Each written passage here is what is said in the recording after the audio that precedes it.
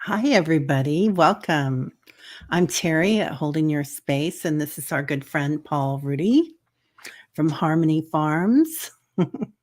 How you doing, Paul? I'm great. How are you today? Good, good. It's beautiful here, so it's been really nice. Yeah, Hey, everybody. Hi, Annie. Hi, Teresa. Good to see you. I recognize a Um, few notes from last time. yeah, definitely, definitely.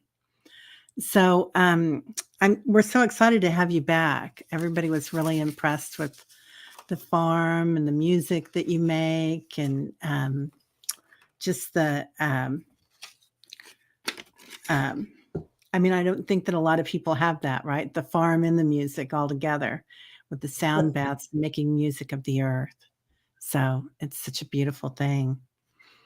And of course, if you haven't seen Paul before and you're seeing this for the first time, um, Paul has a beautiful farm in it's Prairie, Kansas. Is that it, Perry, Paul? Perry, Perry came. Kansas. Oh, Yeah, okay. close. Okay. Yeah. And it is a spiritual place. And I'll let you describe it because I'll describe it in a different way, probably. Well, I call it my kingdom actually, because I am Oh. king. Why not? um, and yeah, it's kind of my refuge. It's my holy place, my sacred space, my home, and it's about 70 acres, half trees, half prairie. And I've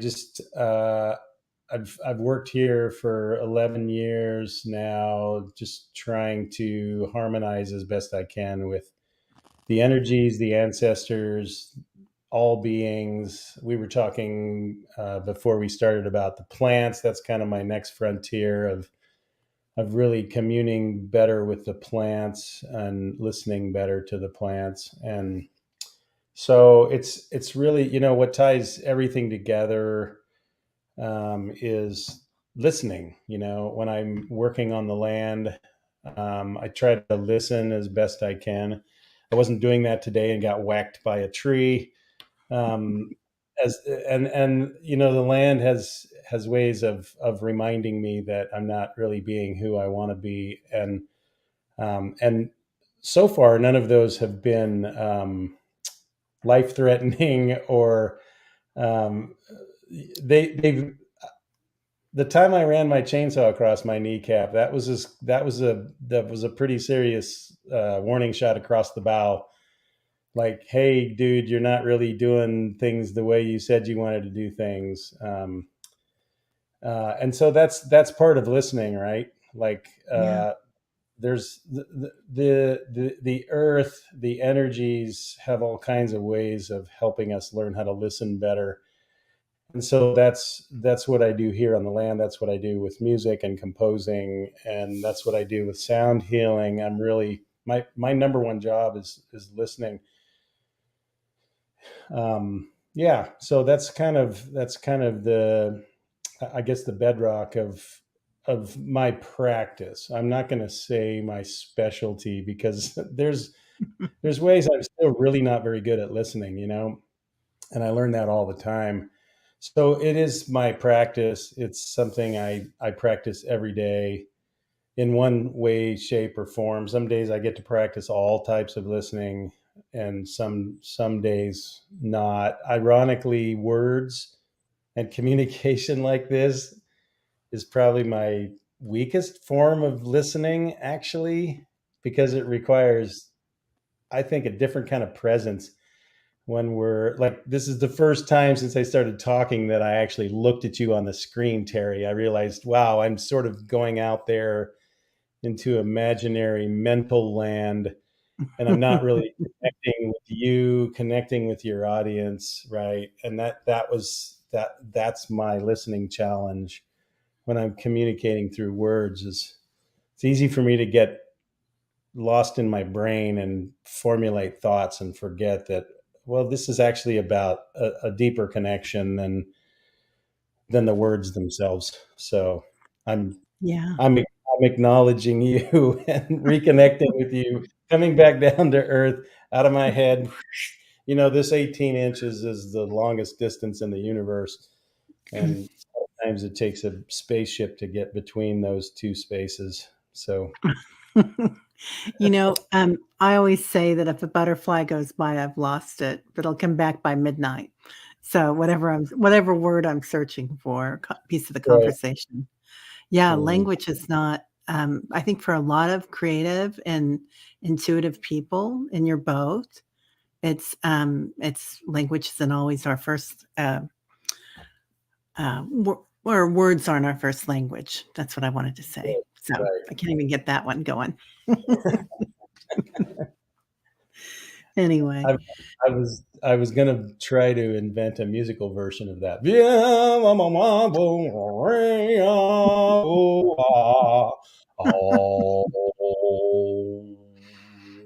There's Hmm. our native language, right? Yeah, it's all good. Annie Bear, your hubby says you ground him. He's a space case. Yeah, well, we would get along great. Um, yeah, so, that's so true, though. It is hard to find words sometimes, and I think sometimes when we're listening to the environment or listening to our guides or spirit, whatever you wanna call it, um, it's like sometimes it's a whisper, right? Hmm. And you Hmm. really have to be present, and that's a lesson learned. Yeah, and those whispers are the ones that really get your attention, right? Yeah. I learned a long time ago that if I want to capture a classroom's attention, I just got to whisper because they're like, I know he's saying something, but I can't hear it. And that's the thing about language, right? We When language is present, especially one that we understand, right? We Mhm. I mean, our frontal lobe takes over, and we really want to understand what's being said. We really want to comprehend that. It really occupies the forefront of our brain when we hear language, right? And so, whispering is a Mother Nature knows. She's like, "Oh, yeah, we're not going to shout at him by dropping this tree on him. We're just going to send a log flying through the air and whack him in the leg a little bit." That that was a whisper of Mother Nature because the harder lessons are the ones that really hurt. Yeah. They are, aren't they? Yeah, we call those FGOs, effing growth opportunities here. So, lots of those coming on all the time. Yeah. Oh, Annie Bear, it's taken you years to hear the whispers. Yeah, it's something, isn't it? So, if anybody has any questions for Paul today, please post them and we will get to them. And the other thing is, what does the earth sound like to you, or what does spirit sound like to you when it comes in? Do you hear words? Do you have hear tones, or do you see them? I get a lot of images.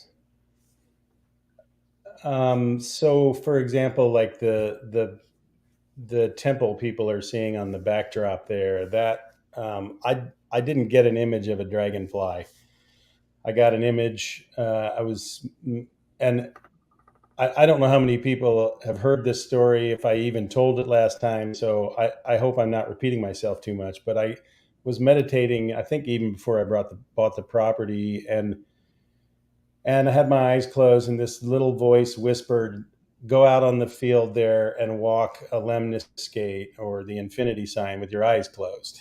I'm like, oh, okay, let's try that. And um, so I did that, and I cheated because I didn't trust myself. I didn't. And I'm a chicken, really.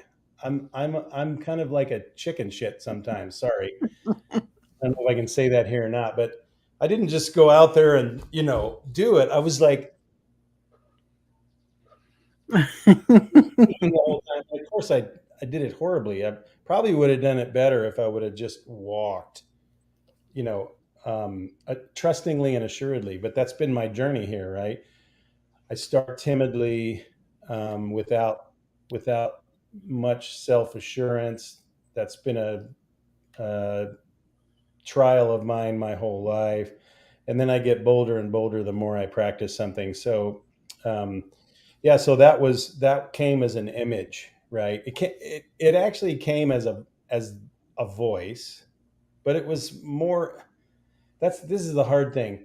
It was an image. Like I saw the lemniscate and I saw myself walking it. And of course, now this is after I've already built the space, right? So my memory is like, what I don't know what the truth is here, Terry, because our memory is constantly updating with new information. So what I remember is the words and the image, and I get a lot of images when I put the spider web up there.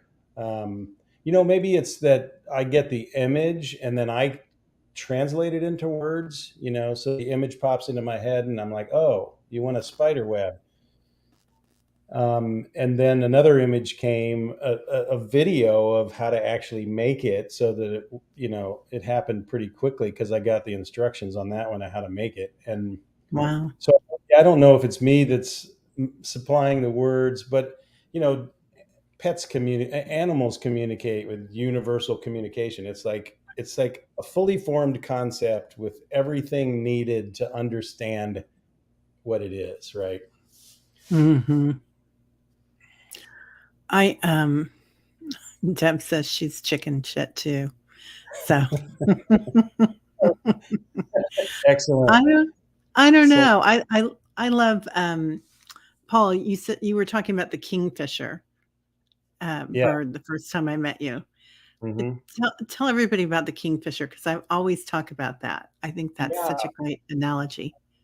Well, so people ask me, what's your spirit animal? I'm like, well, I don't know. They change all the time. They're constantly coming in and going out of my life. I don't have just one.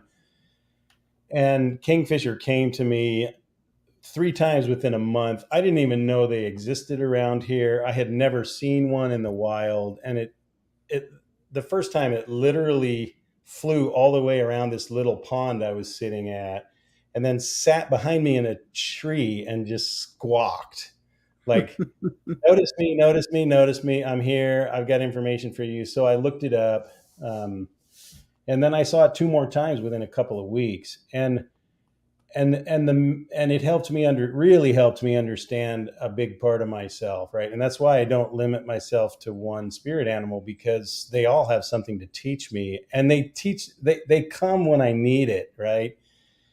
So kingfishers will, and the third one I saw, actually, I witnessed how they behave. So I was swimming at a lake, a different lake, and this kingfisher flew in and sat in a tree above the lake. The branches were hanging out over the lake, and it sat there forever.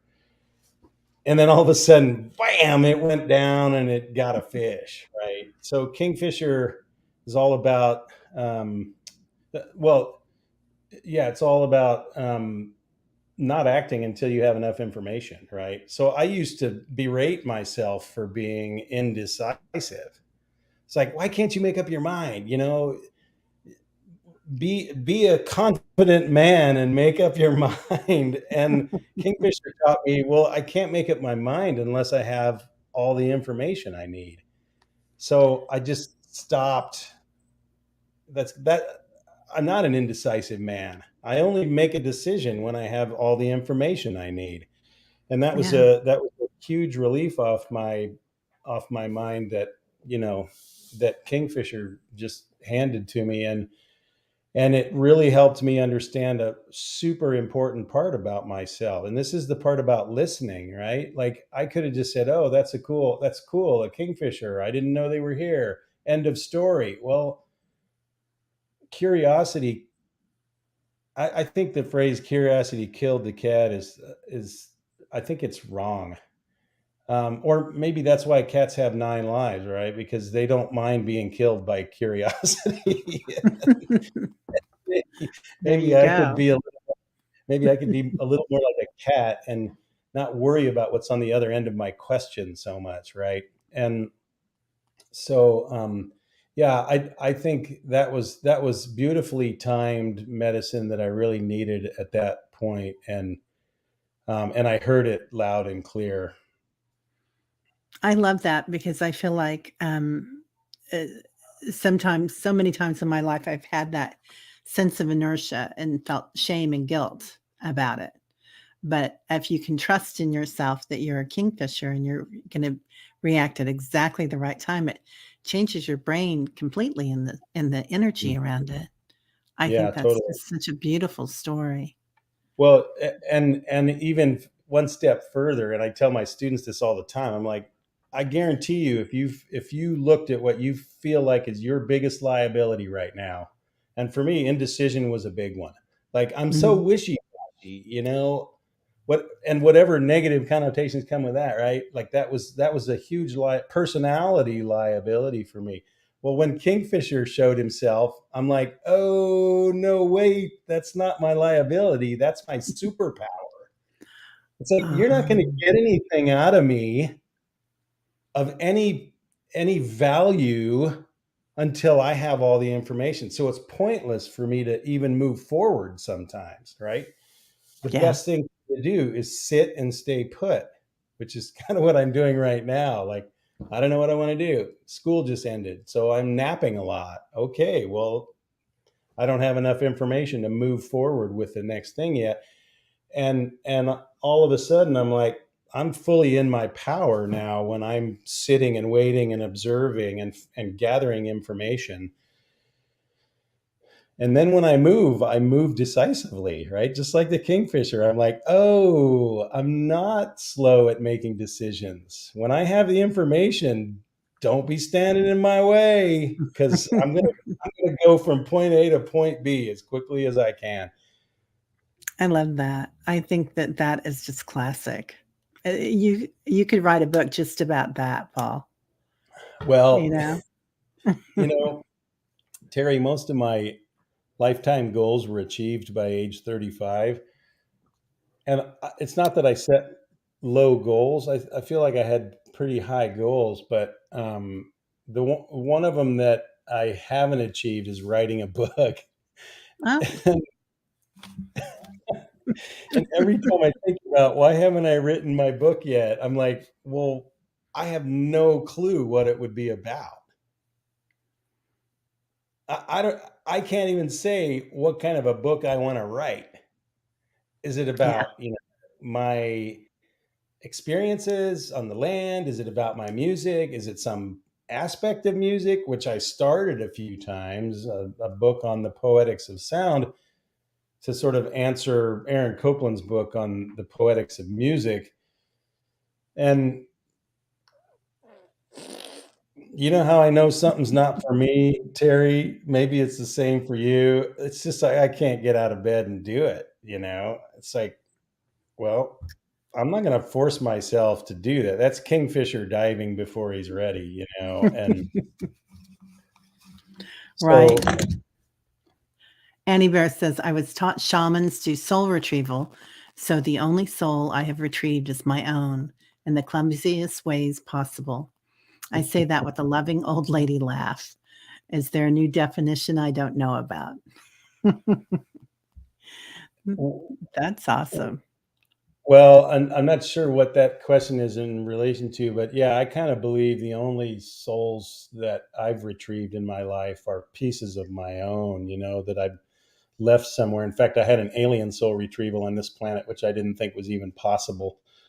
That was kind of a whole new thing for me. And Ooh. um, Terry, I think on the first one of these, you labeled me as a shaman. um, Mhm.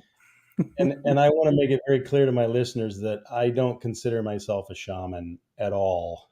Okay. I do shamanic things. And what does that mean? Well, it means that sometimes I'm in touch with the spirit world, the non-physical world, in ways that bring information that's helpful to me and others. I Yeah. think that's about as deep as I can go into that definition, right? Because I mean, shamans in traditional cultures, man, I have so much respect for them because their lives were hell. Their lives were hell when they were young because they were different from everybody else, and they were usually identified that way. But because of that, went through incredible rigorous training and discipline, and I don't have any of that. And so I don't use that term out of respect for those that have gone through the traditional life ways um, that set them apart from pretty much everyone else on the planet. I think so. Um, I play piano, right? But I'm Mhm. not a pianist. I I do a lot of things. I do carpentry work, but I'm not a carpenter, right? So and we all have these things we can do that, but that one particularly doesn't define me. I don't think. And yeah. Anyway, I don't want to ramble about this, but um, so the question about how long has it taken me to become a shaman? Well, I'm not yet, and I keep learning. I keep learning how to listen better like one. Maybe that's a better way to say it. Um, yeah. So, um, and I think I don't want to get into how other people use this word because there's a lot of people advertising themselves as shamans. I don't know about them. I don't know what they've gone through to receive that. That's between them and their own soul and their own community. um, yeah, I'm a highly intuitive person who at some core level believes that all of this stuff is happening in our brain synapses, and there's a lot of neurological science that's saying we're really making all of this up in our heads, right? So like I think we each get to define what these things are for ourselves, and I'm just pretty careful about um, I guess how I advertise, which I don't really do. I don't really advertise much, but I'm pretty sure I don't on my website or anywhere anything I put out there. I don't refer to myself that way, and it really is out of respect for people who've gone through many shamanic deaths, literal and figurative, and I've had a few of those, but yeah. So to me, Okay. it's about listening and it's about responding, right? So when we listen with uh, with all of our bandwidth, yeah, I think I can use that word, which means all of our senses, right? Our mind, our body, our spirit, our ears, our heart, our feelings, our skin, our taste, our smell. When we listen with all that bandwidth, we have more information available to us and accessible to us, right? And we can make deeper decisions. I'm not going to say better decisions because I don't know what's better and what's not, right? I all I can know is the path I take. I can't know the paths I didn't take. So I would say deeper decisions that maybe resonate with more of myself and others. Yeah. Anyway, Okay. Um, let's see, I what think there, else do we have here? there were some questions that went by in the chat, and I. Yeah, I've got some of them. Oh, everybody's Oh, saying they love kingfishers. I've got them starred, oh, I and I see. can Okay, there they imagine. Yeah. Um, okay. Annie Bear says, "Thank you for answering that." And Deb says, "You are a light worker like us." are. Well, I'm glad to hear your light workers. I actually consider myself a neutral. A neutral. Uh, yeah, Oh. yeah. So I don't practice the dark arts, and actually, I'm not sure I practice the light arts either. I have one foot in both realms and understand the value of both the light and the darkness when they're in harmony and balance. And so I think that's why this is called Harmony Farm, because my job, my goal is to balance the forces. I don't like that word. Balance the energies of my life and what I have interaction with. I was going to say influence over, but I don't like that either. See, this is where I get very picky about words, right? Because they matter. They have so much uh, exformation encoded in them when we speak them, right? And that the Yeah. things I don't say that those words mean to everyone in the room can be different, right? This is funny because we have someone that comes in, and I thought she was a shaman. And she says, Terry, I'd really prefer to be called grandmother, BC. And she's an energy healer and, just a channeler. She's all around good stuff lady. And she talks the same thing about this, Paul, about um, the positive and the dark, or the yin and the yang, love, and people that are more in the chaos. And she said, it's the neutralized. That's where we need to be, right in the center, like Brahman, you know, Hmm. just in Hmm. the center, and riding that. So I Yeah. don't know if neutral is a word that works for you or not. Neutralize. Yeah, I mean that's why I consider myself a neutral, because and I've encountered lots of stuff. I mean, I was in a sound healing session once, and I blew my back literally 5 minutes before this client came in. I mean, I lift stones, I cut firewood, and I blew my back bending over into my fridge.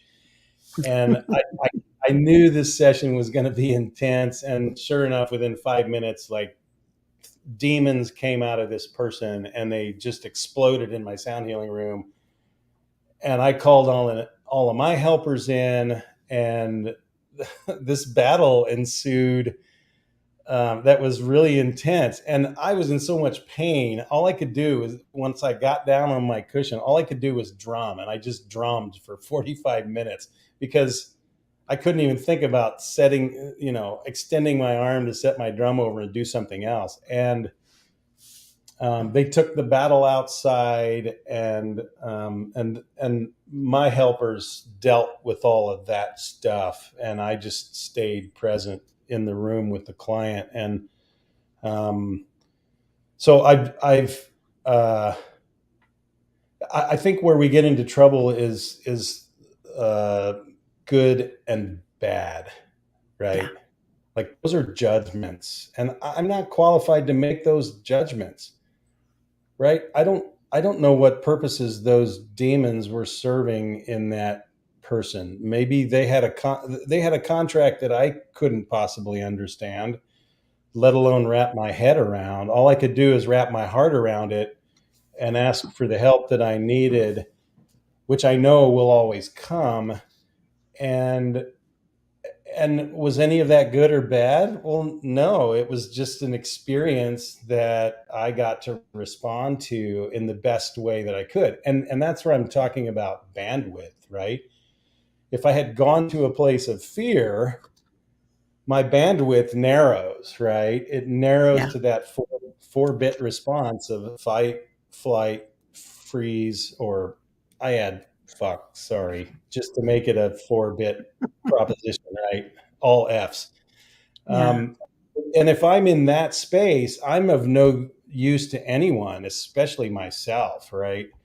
But definitely can't help anybody else. So in a situation like that, the more I can listen and be aware and stay in that full bandwidth of listening with mind, body, and spirit, and all of my emotions and everything I'm feeling in my body and in the room, we did exactly what we needed to do with that client. And I'm pretty certain his life changed after that.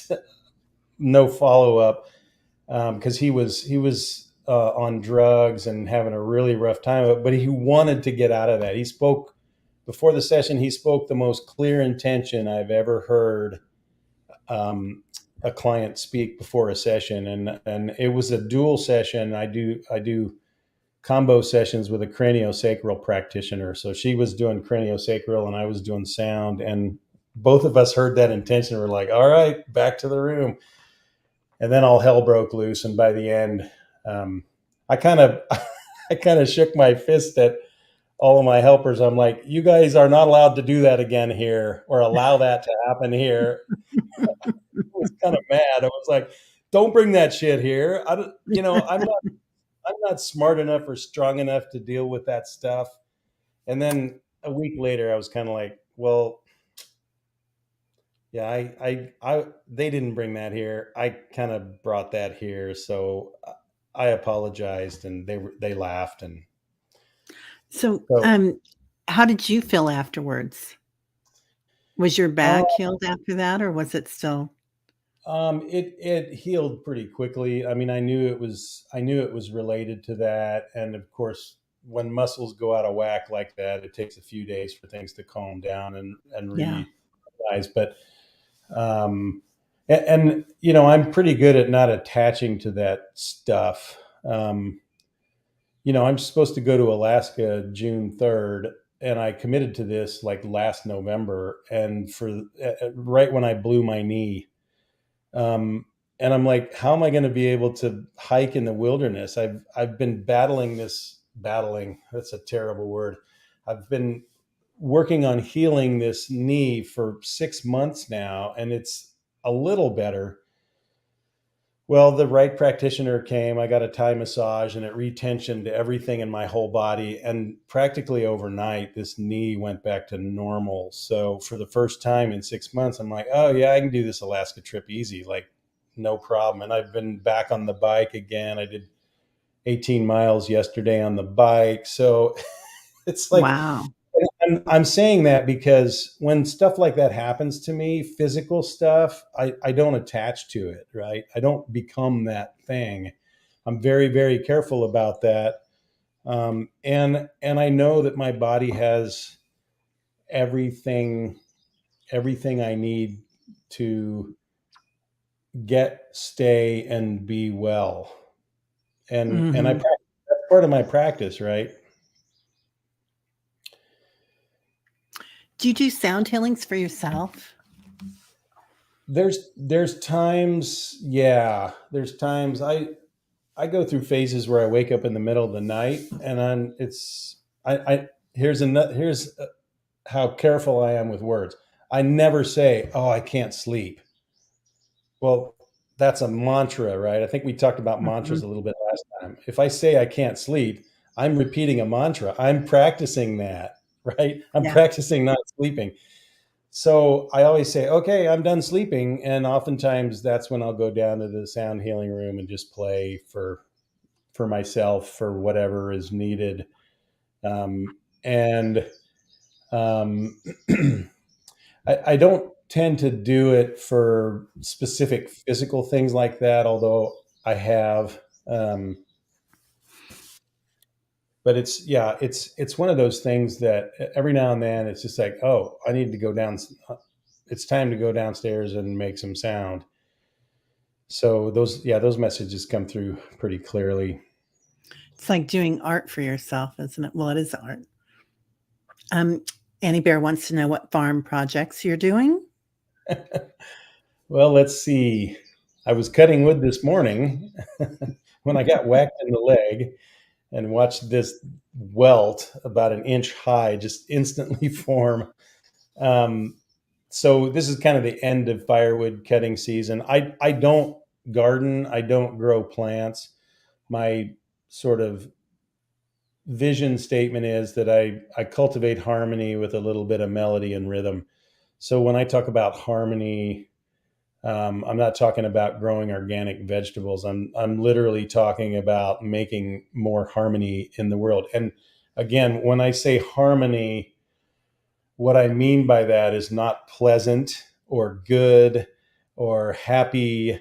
What I mean by harmony is that no matter what happens, no matter what I encounter, no matter what I experience, I have my full bandwidth of my human spirit, mind, body, soul ready and able to respond to that situation. That to me is harmony.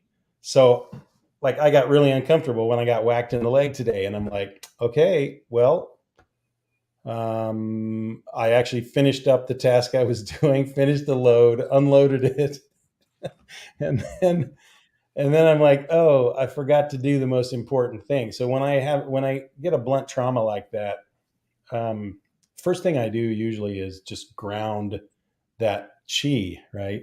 Because what just Mhm. happened, I swung the maul and this piece of wood literally split right towards me at my leg, which is usually it goes sideways, came right at my shin, banged me in the shin.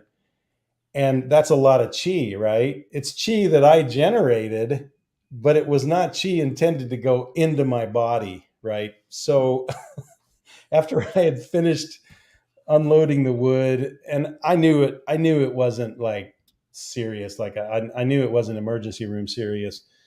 But then I went up into the sun temple by the house, took my shoes off, and just grounded all that chi that just went into my leg that was not intended for my leg.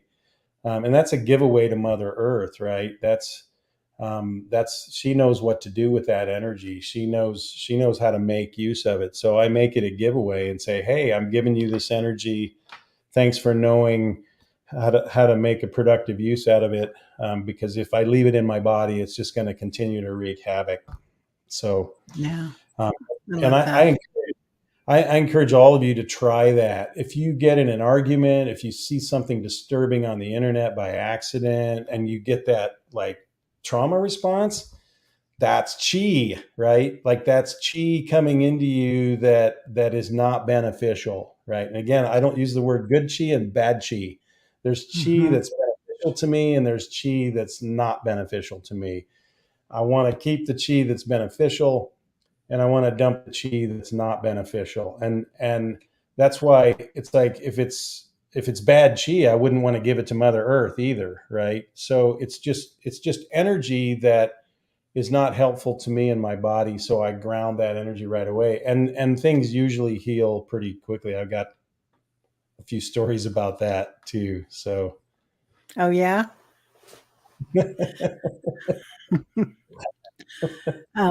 Deb wants to know if you use sound for protection. um I don't actually believe in protection. That um Well, let me say that differently. I don't practice protection. Well, not in these spiritual things we're talking about. In sex, I do, but uh, Okay. sorry, that was a Okay. because it's really not a part of my life for a long time now. But so I what I believe is that when my heart is open and I am in harmony with everything around me, I don't need protection, right? Um, Yeah. like even if something challenging is going to come at me, and I don't know if I talked about this last time, but I did practice my shield. I did the Mankind Project New Warrior training, and they encouraged us in the follow up training to, what does our shield look like? And mine was a ball of light about this big. And ooh, there's a hawk flying right outside my window. Um, Nice. so, when I started driving into Kansas City from my very energetically and acoustically quiet place, I thought, oh, I need to wrap that shield around me, and so nothing can get through. And what I found was the exact opposite was true. I actually spread it out. I think it goes out about a quarter of a mile on each side, so it's actually quite thin. and porous. And but that what that means is whenever I encounter something directly, that means my energy field's been aware of it for quite a while now that it's coming. And what that does is sort of prime me to be in my full bandwidth to respond to that situation, right? So I can think through it more clearly. I can do what I need in the moment to make sure I'm in a place where I can respond appropriately. And man, that's been a great practice. So, I mean, I guess I do have a shield, but it's not to keep things out. It's to raise my awareness of them so that I can respond in productive ways.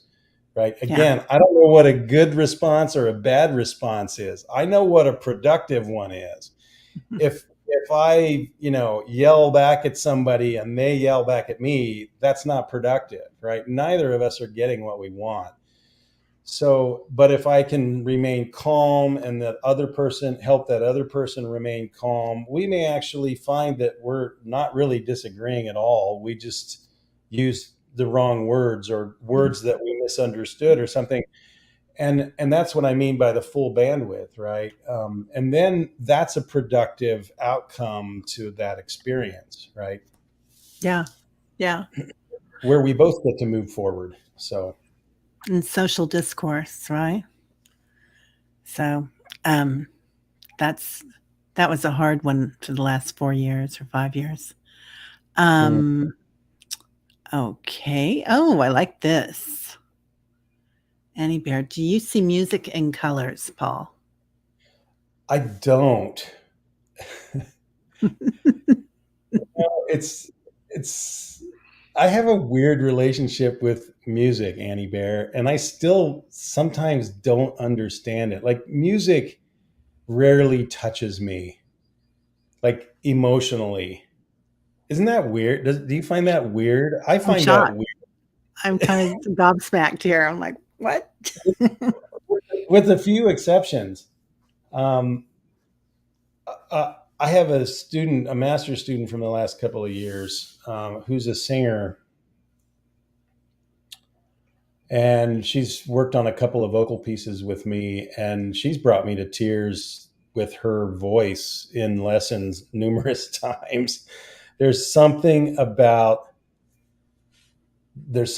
her voice, her life situation. She's in a wheelchair, and yet she has this amazingly powerful voice. And so lately, I experience it in movies sometimes, when I have a visual, but music by itself doesn't very often move me. It's weird. It's almost like music is what I came here to do, but not necessarily experience myself. Does that make any sense at all? Yeah, I it's don't something know. you did. Yeah, like it's like if you're a massage therapist, you can't give yourself a massage, right? I don't know. Yeah. Is that a good analogy or not? Yeah. Um, I get yeah, that. Yeah. I can understand that. Julie says I but was a that's music major, and some folks just have something other than musical senses. what did you study, Julie? What did you play an instrument or sing?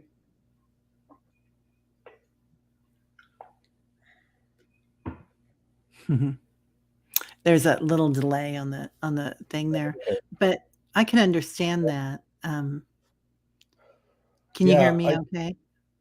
yeah, uh-huh. Okay. Oh, Yeah, voice.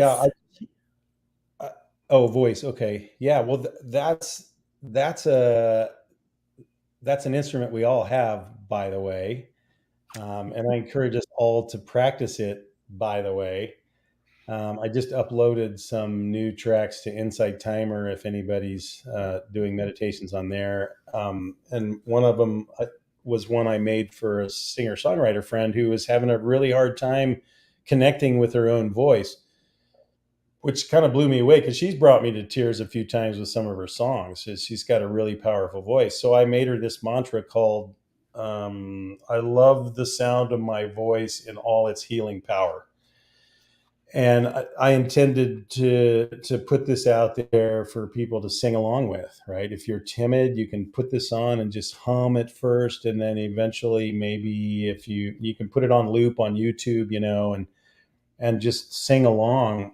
And so the our voice is a perfectly tuned instrument for our individual body, right? Because all of the nerves of our in our body pretty much go through our throat, right near our vocal cords, so we can access even the nooks and crannies of our body with our own voice. So I really encourage all of you to practice it. And what male dominated culture has done is really shut down the feminine voice, right? Like, Yeah. man, if I had $1 for every time I heard a woman apologize for something, I would be a quadrillionaire. Um, and Mhm. and and that's the acculturation of 2,000 years of overbalanced masculinity, and to the point of really nasty toxicity. And that's one of the things that I'm my work on the land here is hopefully helping to address, is to give a place for the feminine energies to come and connect and ground and rediscover themselves in a neutral environment that's not going to judge them, that's not going to um, question them in any way, that's really only going to support them. So, and that I'm saying masculine and feminine because I don't want to genderize it, right? It's not about men and women, it's about Right. masculine and feminine energies. And as this young generation is showing us, so just by who they are, they're like, there's a whole spectrum in there from masculine to feminine, that we are. It's not that they're just curious to explore it. They're just manifesting that way, right? Like, this is who they They are. Right, their bodies came in ready for this new planet, so Yeah. they're just Totally. amazing. Or the old Yeah. planet. Right. Yeah. So, oh, Hershey, I use music and sound a lot in my life. I use my rain stick, drum, and sound bowl all the time. Cool. Yeah. Those It's are those are beautiful. all powerful instruments. Yeah. Rain rain is well, water is one of the sound. If you look at, like, if you listen to pretty much any of my music, you'll at some point you'll come across water sounds. I compose a lot with water sounds. It's this. I think it's the second richest sound source on the planet. The first one is the human voice. Like, our voice is so versatile that, oh my god, the number of and amount of different kinds of sounds we can make is just astounding. And water's pretty close, um, so yeah, rain stick is a beautiful instrument because you can bring that into your house without flooding your sound healing room. It's a good choice. Oh, Annie Bear, we're completely fed up too with the way they treated, women, I think is what she's talking about. Teresa says, I used to teach stained glass classes. I have 3 pieces that I made. 2 are gifts to my dad, and the other is a pentacle about the size of my palm. I don't really want to own stained glass. Nice. So it's just something that you do, but not something, yeah. Healing is Oh, so right. important. Yeah. Okay. Yeah. Yeah. Thanks for that context. Yeah. And sometimes it's just fun to make things, right? Like, I love making stuff, and that's why I made that temple that you can see in the background. That's why I set 42 standing stones in the sun temple by my house. Like, I just love making stuff, and that doesn't mean I'm always going to use it, right? Like, yeah. Yeah. What is this? The land here seems to want or miss music. I live on a mountain. I believe they gathered here before. Anyway, I'm opening up to music, drums, singing bowls, and chimes. Cool. Yeah, That's um, when I did my Vision Quest and was doing Sweat Lodge in Taos in 2009 and 10, I observed how people were making tobacco and sage and smudge offerings, and that's a beautiful tradition. It's it's a way to reciprocate, right? It's a simple way to give something back for receiving something from the land or a place, or another person.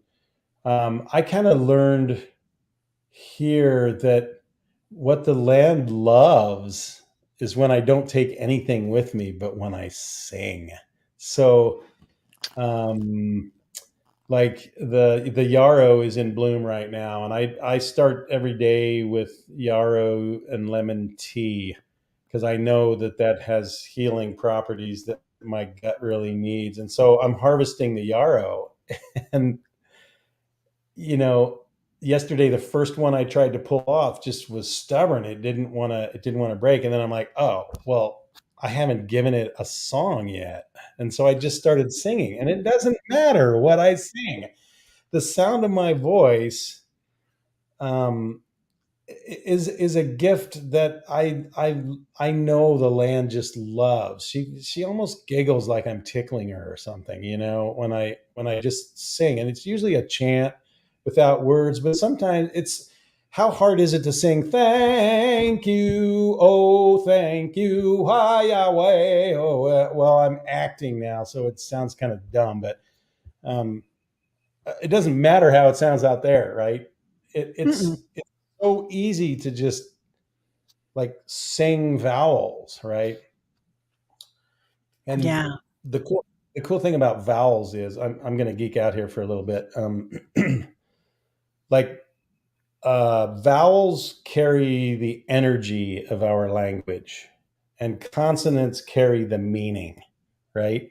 Well, if we wanted to give a blessing to the earth and have it be from our heart, vowels are the way to do it, right? That's native song is all about vowels, right? There's not a lot of consonants in at least the Plains Indian chants that I've studied. It's a lot of oh way ya ho mo ya ne ho te. I mean, you can start adding consonants, but like you can't sing a long melody on the consonant T, right? It's like Yeah. T, like Western European culture. T, G, sh, right? Those are like, no more conversation, right? But vowels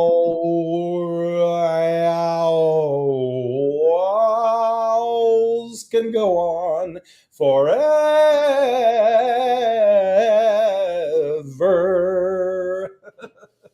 I've never I done this love before it. with you, Terry.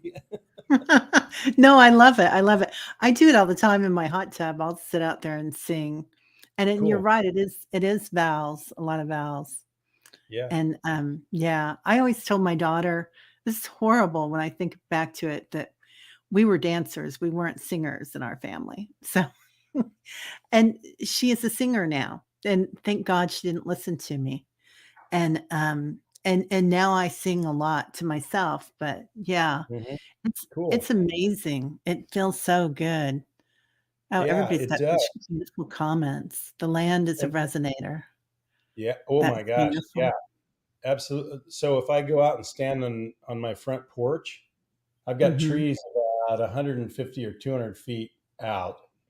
There is an echo that goes up and down this valley that makes no acoustical sense to me at all. But the sound just goes, it's really That's beautiful. amazing. I love that. Um, Sing nice, love it. Deb Yeah, says good vibes, right? Sanskrit chants are really powerful. I think I talked about this a little bit last time. I'm actually melody deaf. I can't remember melodies. I'm a composer that can't remember melodies. I just think that's hilarious because was a liability in my own mind for a long time until I realized it's my superpower. It's why I write the kind of music I write.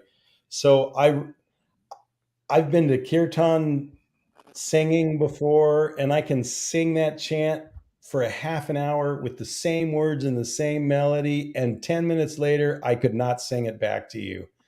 So that's why I don't go the chant route, because it's why I didn't become a jazz musician. I was a jazz trumpet player when I was younger, but I can't remember tunes.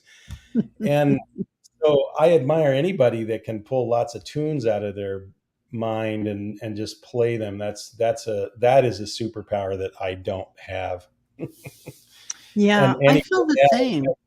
the coyotes Oh, singing, oh my God, that's one of my favorites out here. yeah, I saw 3 coyotes on the way home, the last time I was out there with Cool, Tamara. Yeah, it cool. was amazing, amazing.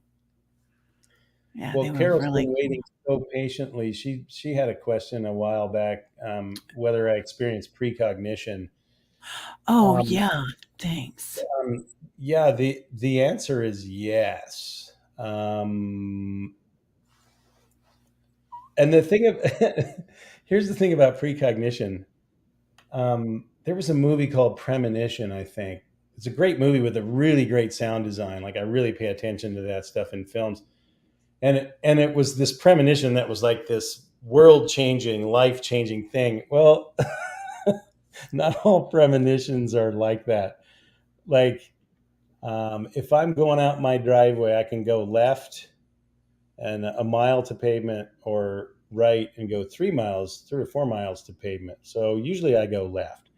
Every now and then, that little voice inside says, "You better go east today." And the reason I know that voice is right is because a few times, the times I ignore it and I do go left, there's an accident and traffic is completely stopped, or there's road construction, and I didn't leave time for that. So I've experienced many, many times when I get little nudges like that to go this way, to do this thing, and it happens on the land all the time. Um, there was just something the other day. What was it? Hmm. Something wanted to be moved somewhere out there. I have a thousand things out there, and something wanted to be moved. So it's like, okay, I'll go move you. Now, that may not be precognition, but I do know when I don't listen to that little voice, I always regret it. Interesting. I love that. So, what does that sound like when that comes to you? Is it a knowing, or do you hear them asking you, or the tree that or Again, whatever wanted to be moved? it's usually an image. And again, I don't. This is the first time I'm thinking about this, Terry. Whether it comes with words or whether I'm the one that supplies the words, I'm going to have to pay attention to. I'm going to have to listen to those differently now. Um, yeah, because usually it's like I think, like with the driving out the driveway, I would see an image of myself turning right instead of left, Yeah. right? So, and then I say, oh, I better go right. Well, I don't know if that's me or the little voice. And again, I don't know if that's my auric field that's already been out there on the highway and knows that's what's going Oh. on out there, or if it's just being tapped into the field, or what. That's the mystery of life, right? Like, brain scientists would say, well, it's just brain synapses firing, and I'm like, okay, that's a cool explanation. And spiritual people might say that's your spirit guiding you, and I'm like, okay, well, that's a cool explanation. And then someone else might say, that's just your imagination making shit up, and I'm like, well, okay, that's the best explanation yet. I love that one. That's actually my favorite one. Like, I get, I'm a composer. I get paid to make shit up, right? That's kind of my job. So I think I think spirit, the great mystery, God, imagination, creativity, life, I think those are all names for the same thing that we just don't understand. And those are the things that I'm the most interested in listening to because they pretty much never lead me astray, right? Yeah. Yeah. That's very poignant. Yeah.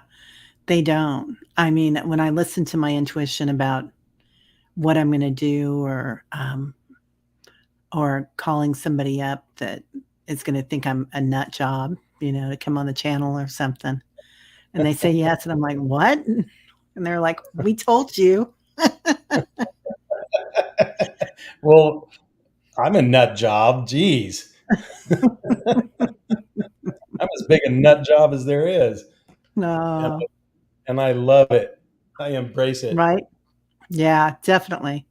Yeah, we've been talking a lot about that this week, about being joyful and, you know well, number 1, I always feel like there's no snobbery in spirituality, but just having fun with it and Yeah. not being Well, serious about spirit, but not being right. how do you wanna You, say it? well, there is a lot of snobbery in spirituality, Terry, and Oh that my you'll god. find me running the opposite direction because it's Yeah. like, when I was looking for orb photos and trying to get orbs to show up in my photos, which I did, man, if I was serious, if I was grumpy, they were nowhere to be found, man. They're like, Right? dude, you stink. Your energy smells bad. We're not going to hang out with you. But when I'm laughing, and yeah, like, in fact, I just took a screenshot. I don't, no, no orbs. Maybe I didn't give them enough time. Anyway, yeah, like there is no healing in seriousness. I don't Yeah. think. I think healing is in joy and laughter. Well, if you think about it, what does that do? It turns your chest right around your heart into a drum. Like laughing Oh, literally makes your chest drum around your heart. Like what? That's amazing. Like yeah. So and there's all kinds of little gifts like that come naturally until we overthink them, right? If we just let our body respond, it almost always shows us a way to help us through it, right? yeah. I love that because I'm taking a course right now, and we talk about, you know, releasing endorphins and laughing and, if you're gonna have, like, an intention that you wanna say or an "I am," "I am Hmm. strong," then singing it and how that gives it so much more power. But, laughing at and your drum, that I love that, man, that is powerful. Yeah, That is you awesome. can take that one to the bank. I mean, A and kingfisher and the heart is a drum, I love that. well, and here's I the like thing about laughter: it doesn't have to be real, Terry. Try this next time you're in a room full of people. Just start laughing for no reason because it's not that hard to manufacture a laugh, right? Yeah,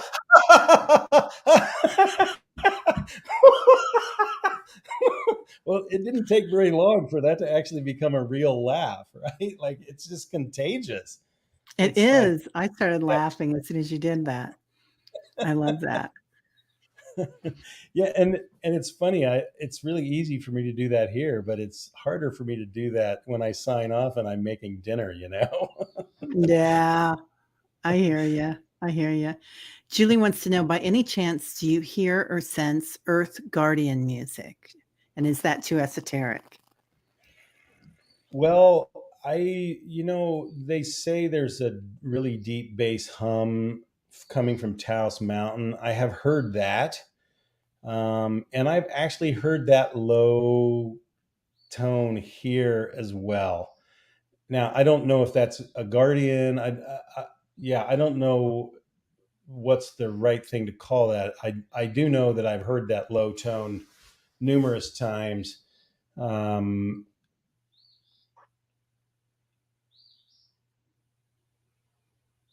but I'm thinking because Julie, I'm thinking that's something that I want to practice, like listening beyond the earth. I haven't actually practiced that. Thank you. You gave me my next 30 years of practice.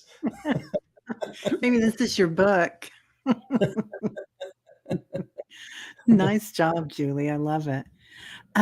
Yeah, so that's interesting. We had a musician on last week, or this weekend, um, John Binney from Scotland. And Mhm. John does a really nice and Mm, we've been talking about this primordial sound when the is so low and it vibrates, and you can just feel the primordial mm, vibration, and how a lot of indigenous tribes have something similar. And like the Siberian folk music has that, and the mm, Australian Aborigines have a mhm. similar sound. So, Yeah. Well, and anybody on here can practice this, right? yeah. Again, with the vowels and register, right? So, oh, just saying it like, well, let's just do this right now. Everybody, let's just Okay. do this. And this is how I learned how to do it. Because for years I was like, I have to have somebody show me how to do toning sometime. And one night I was laying in bed, and that little voice was like, dude, what are you talking about? Just try it. And I was like, well, what do I try? And that little voice said, just sing the most easy, open, natural thing without any manipulation you can do. And so it was like, so I spread my wings and I just went,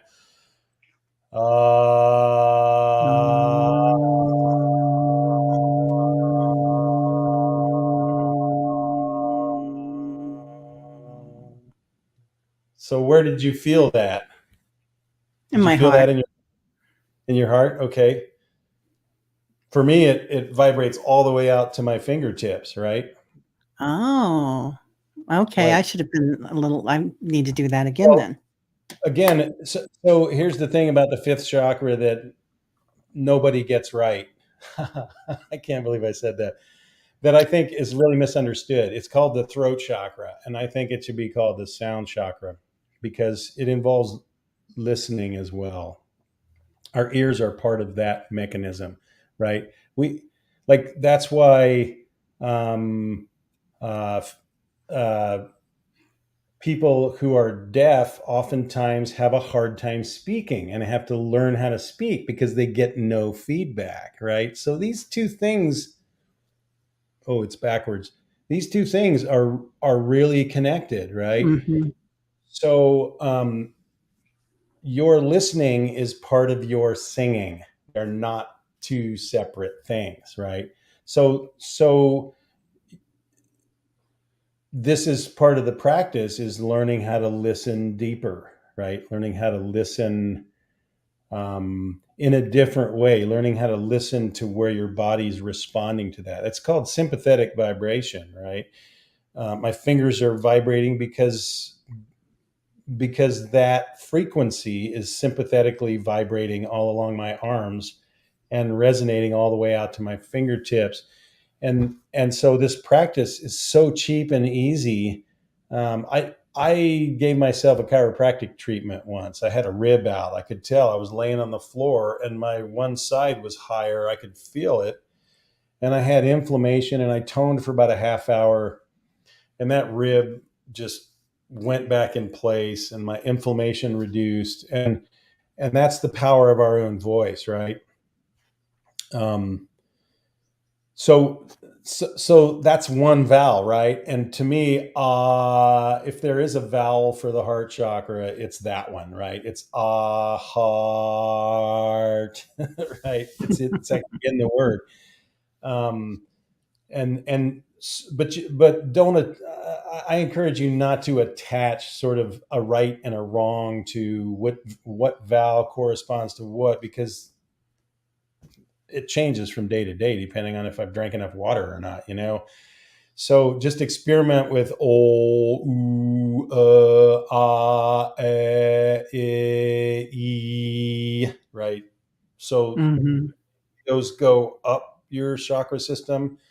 Um, and there's so many different ways you can practice this. Like Well, let's try this one. We're going to do the same thing. Sing the open ah sound without putting any pressure on your voice, but slowly move the note up and down a little bit, and see and listen to the vibration in your body and see what happens. Let's all just try this. Okay.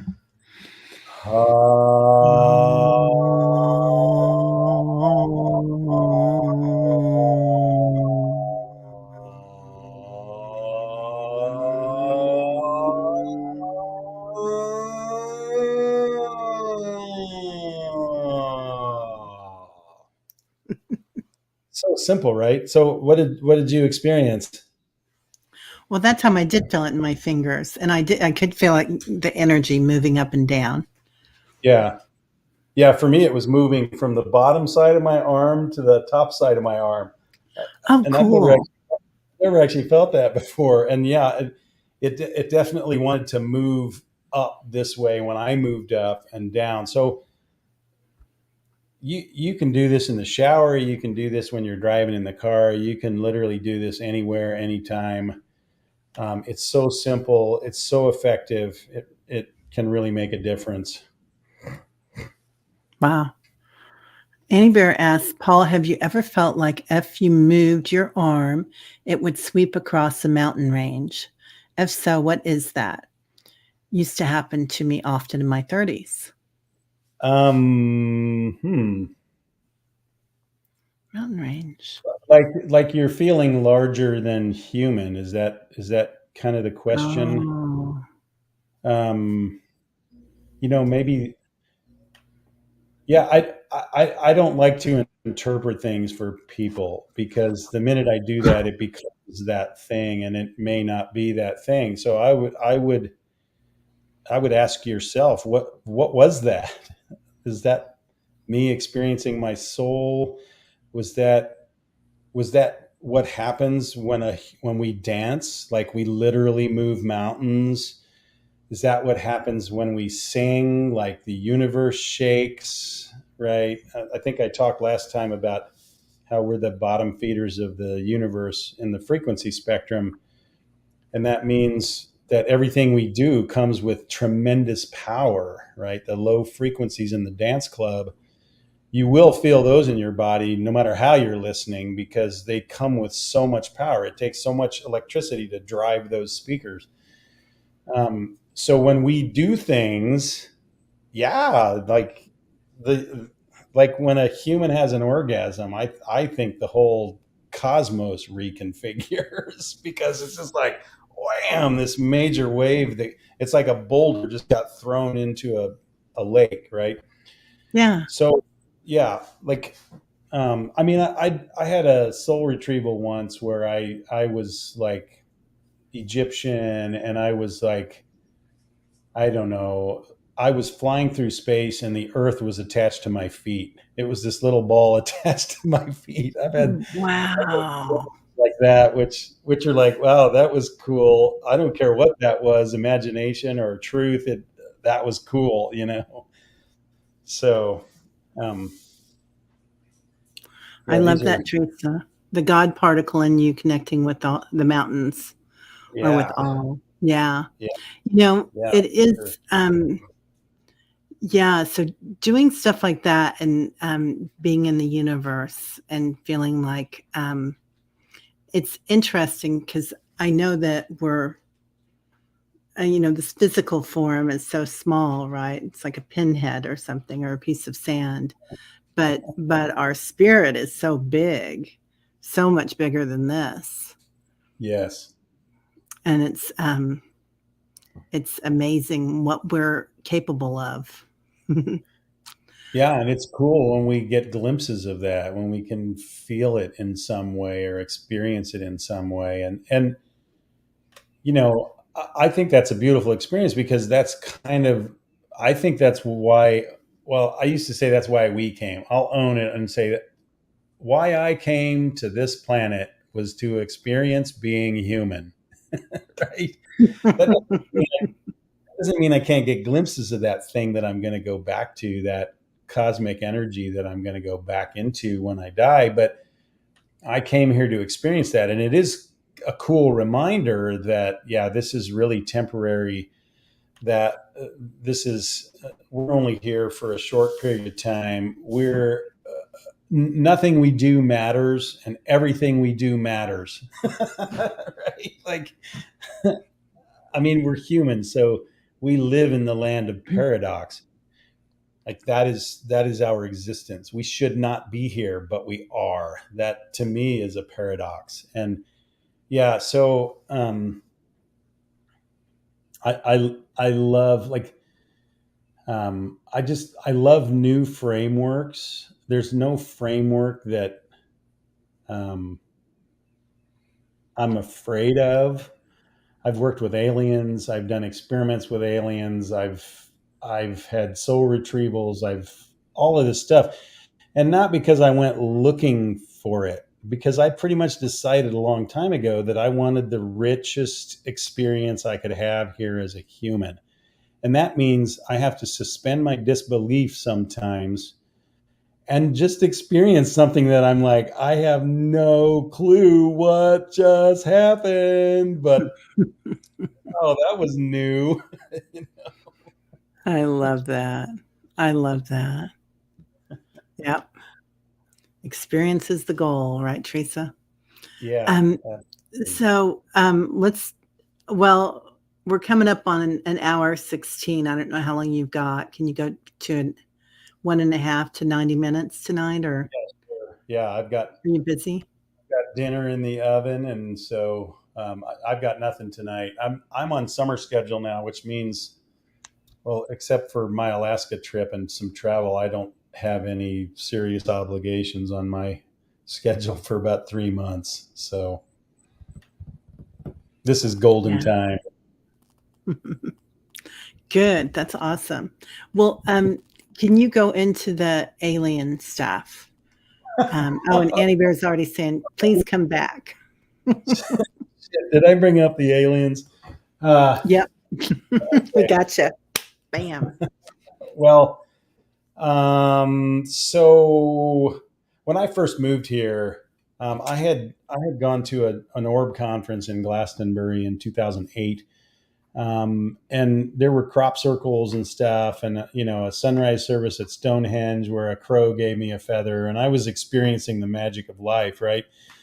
And I asked the aliens if they would give me a crop circle here, and they didn't. So I made my own, which is what you're seeing behind us, and you can see more pictures of that on my website. Um, and so in 2015, that was the year. That was the year I made the labyrinth. I mowed the labyrinth in the temple that you can see on the screen. And I got up. I had had this really strange dream where it was me, and this was my arm, but it was not a human arm. It was another arm, and it had these long ridges running along it. This was the skin, and the way this particular being pruned itself and cleaned itself was with a really sharp razor blade going down those ridges of skin, and it freaked Wow. me out. My body was so creeped out by that. So I had that dream right before I woke up.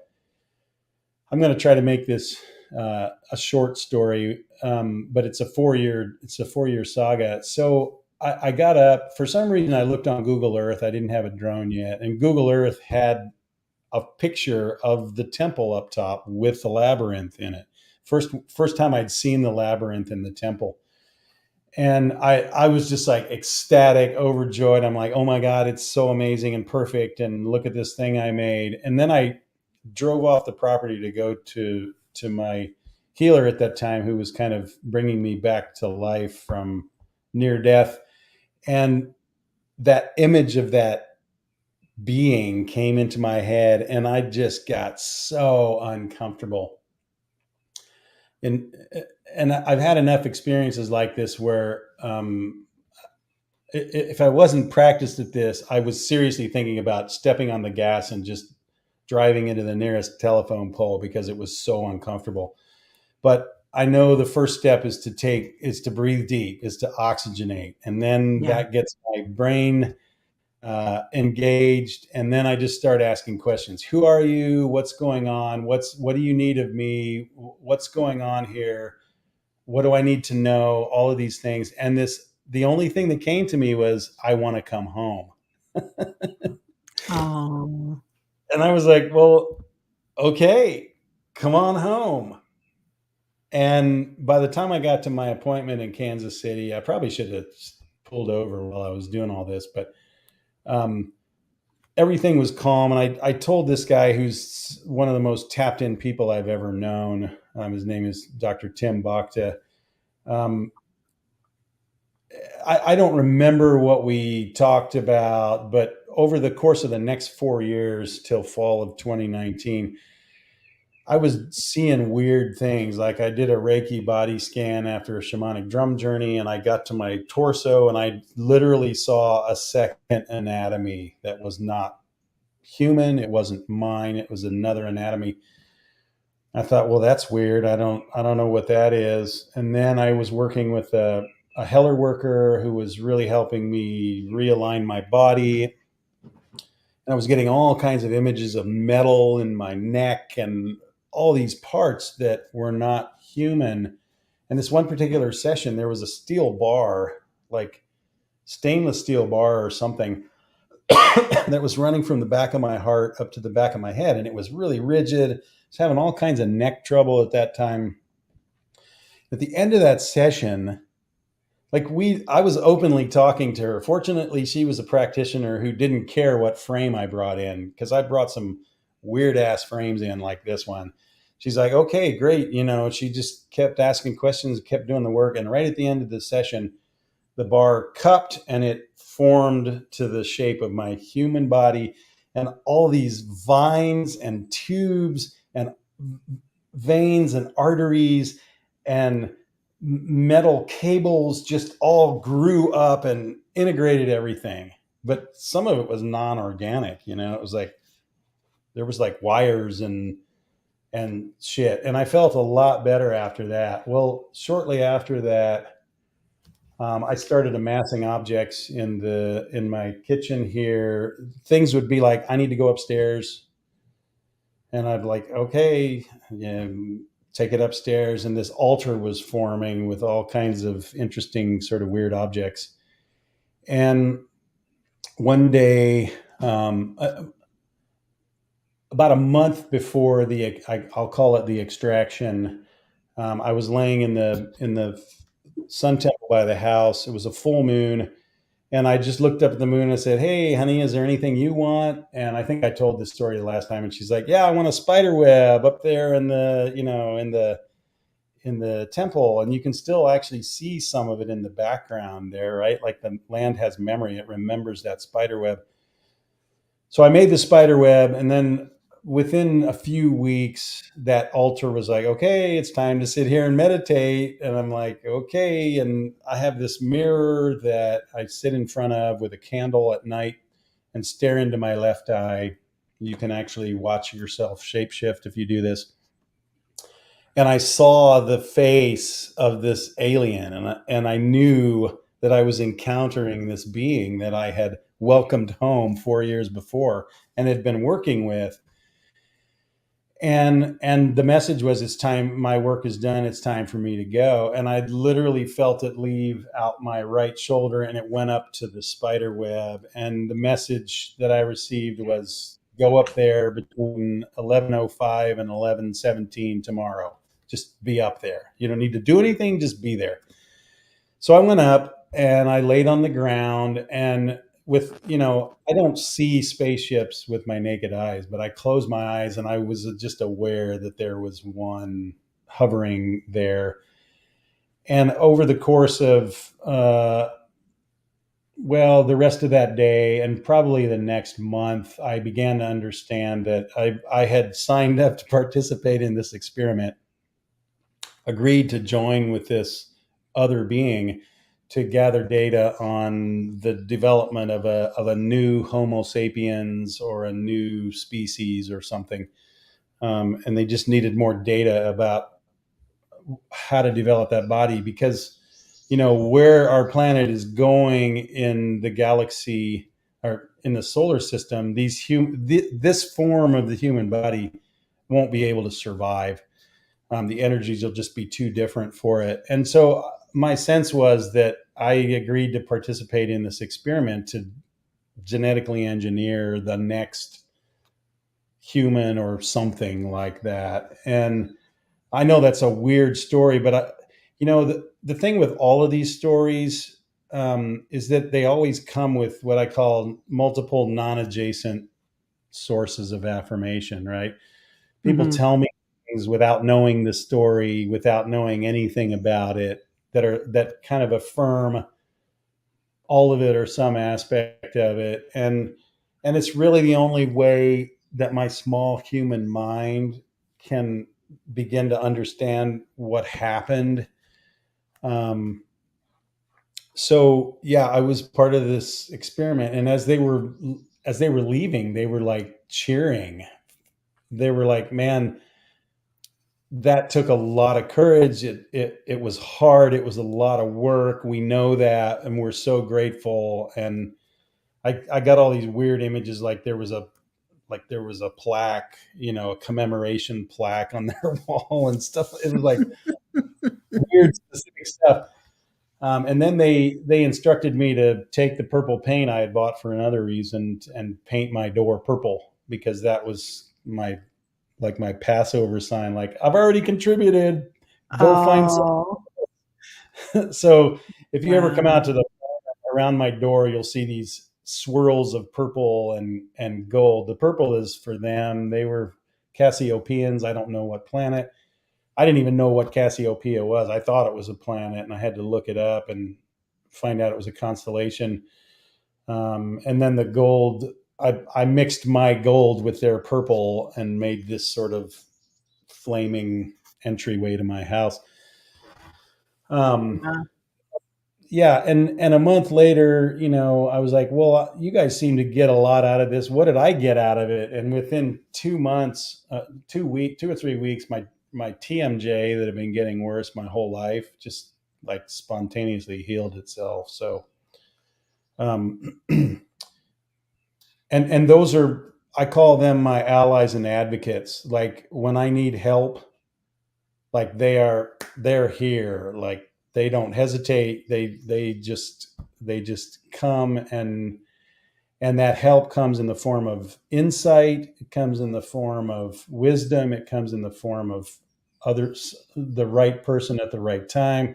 It comes in a lot of different really tangible ways that I perceive direct benefits from. And I've always been a believer that perceived reality is reality, because Definitely. Yeah. We're creators for yeah, sure. yeah. Yeah. So Um, Tom, I'm not following everything, but, Tom's saying that, I think he's talking about when he was a child, they performed a healing for a broken collarbone and hip from an accident that my parents could not report as it would look like abuse. oh I think that wow. he had a galactic encounter. Uh-huh. Yeah. Um, wow. Yeah, I mean, they're here. They're all around us. And there's lots of help, and all we got to do is ask for it. um, Yeah. yeah. Yeah, the violet flame. Yeah, so we're working a lot with that purple color too this week. Everything you're talking about is jing da jing da jing, and Saint Germain and the purple flame. Mm, So and Lady Nada, uh, ascended masters. Anyway, cool. what is what did Annie Bear say? Half of us paint our doors purple, the other half leave it open. Okay. I I had a healer, the first really powerful healer I worked with in Taos. Um, she advised that when I go home at night, I leave the door open so my ass can catch up with my soul. It's like, that's kind of what it feels like. Is my body's lagging behind here a little bit, and Right? Yeah, and especially lately, I feel like, everything kinda has sped up and then it'll slow down, slot speed, and then vroom, just going, going, going. well, and Um, I call that an oscillation, Terry. That's everything oscillates. That's one of the main building blocks of the universe. So yeah, what? I love that. Why wouldn't time work that way as well? Yeah, yeah. Oh, you'd rather be a tree or an octopus next time, Teresa Ford? I love that idea too. They are Well, pulling for us to grow and expand. I'm curious if you feel like you chose to come here. Was it Julie, or if you It feel was like Teresa. Teresa? Sorry. Yeah, Teresa Ford. D- do you feel like you chose to come here, or like you were imprisoned here, or it was an accident? 'Cause the only way for me to really hang with this life is to act as if I chose it before I even came. Right? If Oh, I if I act that way, then nothing is being done to me. It's all being done for me. And it's experiences that I've chosen, it's people I've chosen, it's family I've chosen. And the more I explore that, the more I'm like, oh, yeah, that's why I chose this particular family, this particular sibling, this particular friend. Like, so, yeah. Um, yeah, I feel the same. I remember coming down. I remember jumping in oh, and I jumped off a light grid and, I was with, all my light beings. We were all white and yellow, and we looked like the flower of life kind of. oh, wow. And I jump in and I dove in and they go, she's going. And I go, like, I'm going down. They couldn't believe they thought I was nuts. I know you have Yeah. to go, but Deb just has one question. Paul, have you ever experienced any time shifts? I've experienced that time is often not what we think it is. When I worry about time, there's a limit to it. When I don't worry about time, there's not. So, Isn't that I, the truth? yeah, I don't know if that's what you mean by a time shift. Um, yeah, I don't believe time is linear. We experience it that No. way again because of the limited bandwidth of our senses in this dull instrument we're in. But yeah, I've done ancestral healings that go back in time and forward into the future and things like that. Um, yeah, and it is very fluid. Time is very fluid.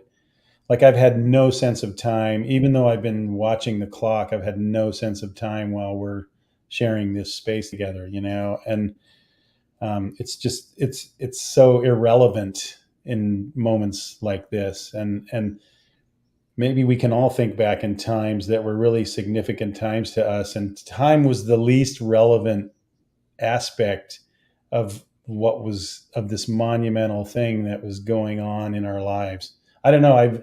That's a thought I've never had before. I'm going to have to think about that one a little bit more and explore it myself too. Like, um, when when I've had these monumental shifts, these monumental experiences, I just really wasn't even aware of time. So I think it's Yeah. something like everything else that we can play with, right? Like, we get to play with all this stuff. So Yeah, definitely. It's all a big game kind of in a way, and it's, playing it and having fun with it, instead of being so serious about it and competitive because it just doesn't matter, does it? right, right, We're all yeah. right. And there's so many more interesting things than that to be focusing on.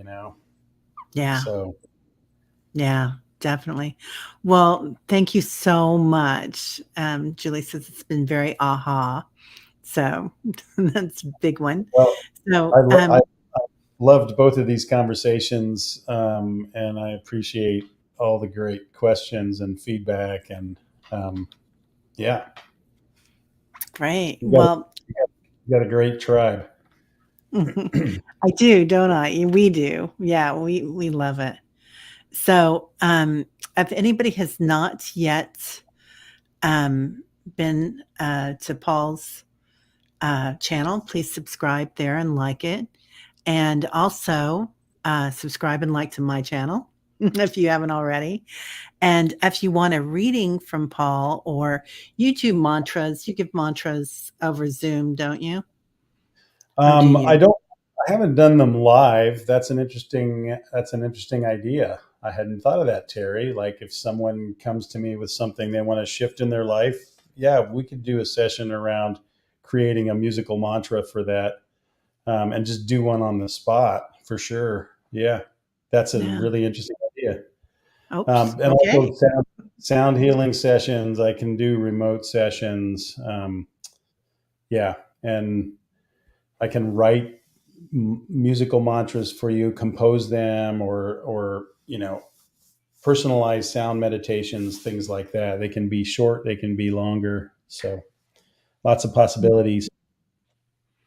That's beautiful. So this is Paul's website, and you can go there. And I think it's also on your channel, isn't it? Yeah, I'm pretty sure you can get to it from there. Yeah. Or you can ask me. So, all righty. Well, everybody have a wonderful evening, and thank you all so much for being here. And tomorrow is Friday, so I will be back tomorrow morning at 7:11 a.m. for morning meditation. And I'll see you all then. So, namaste, everybody. Thank you, Paul. Thank you all. Thanks so much.